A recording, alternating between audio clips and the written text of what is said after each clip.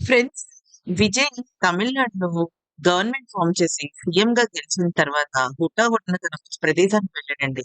అయితే నిజానికి విజయ్ చుట్టూ ఎంతో మంది జనాలున్నారు. వాళ్ళ ఫ్యామిలీ మెంబర్స్ ఉన్నారు. కోట్లాది మంది అభిమానులున్నారు. ఇంకా చెప్పాలంటే అసలు ఎప్పుడెప్పుడు విజయ్ గెలుస్తాడా? ఎప్పుడెప్పుడు అసలు వాళ్ళ అభినందనలు తెలియచేయాలని అనుకున్నారు కానీ ఇమ్మీడియేట్‌గా విజయ్ మాత్రం తన ఒక సమాధి దగ్గరికి వెళ్ళాడండి. అది ఎవరో కాదు, డార్లింగ్ విద్య.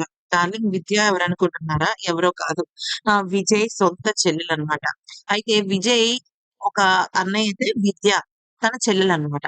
నిజానికి విజయ్‌కి తన చెల్లెలంటే చాలా చాలా చాలా ఇష్టం. చిన్న వయసులో తను అంటే విజయ్‌కి కొంచెం పెద్దయిన తర్వాత పుట్టిన పాప పాప పుట్టిన చెల్లనమాట తను. అయితే ఎంతో ప్రేమగా చూసుకునేవాడు. కానీ అనారోగ్యం చేత విద్య దూరం అయిపోయింది. చాలా చిన్న ఏజ్‌లోనే. అయితే ఇక ఆ సమయంలో విజయ్ దాన్ని తట్టుకోలేకపోయాడు. చిన్నారి చెల్లెలి ఎందుకు చనిపోయిందో తెలియక చాలా బాధపడ్డాడనమాట.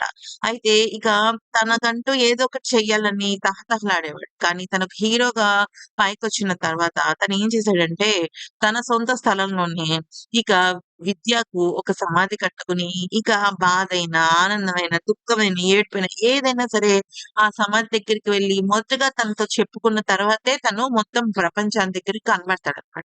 అయితే ఇక రిజల్ట్స్ వచ్చిన తర్వాత కూడా తను అలాగే వాళ్ళ చెల్లెల దగ్గరికెళ్ళి ఆశీస్సులు తీసుకున్న తర్వాత ప్రజల దగ్గరికి వచ్చి వాళ్ళ యాక్సెప్టెన్సీ తీసుకున్నాడు. అయితే నిజానికి తనకి ఒక ప్రొడక్షన్ హౌస్ కూడా ఉంది విజయ్‌కి. అదేంటంటే విజయ్ విద్య ప్రొడక్షన్స్. తన కూతురికి కూడా విద్య అనే పెట్టాలనుకున్నాడు. కానీ విద్య చిన్నప్పుడు వాళ్ళ అన్నయ్యతో నాకు దివ్య అన్న పేరు ఇష్టం. నన్ను దివ్య అని పిలువు అని అడుగుతూ ఉండేది. అయితే ఆడపిల్ల పుట్టింది. నా చెల్లె మళ్ళీ నా కడుపున పుట్టిందని చెప్పేసి దివ్య శాష్ట అని పెట్టుకున్నాడనమాట. ఎందుకని ఇంకా తన కూతురంటే తనకి చాలా ఇష్టం. ఎందుకంటే తన చెల్లె మళ్ళీ తనకి పుట్టిందని తను గాఢంగా నమ్ముతాడు. అయితే ఈ విషయం చాలా మందికి తెలీదనమాట. విజయ్ ఏడి? విజయ్ ఏడి? అని అనుకున్నారు కానీ విజయ్ తన చెల్లెల దగ్గరికి వెళ్ళాడనమాట. ఈ వీడియో గనుక నచ్చితే లైక్ చేసి సబ్స్క్రైబ్ చేసుకోండి.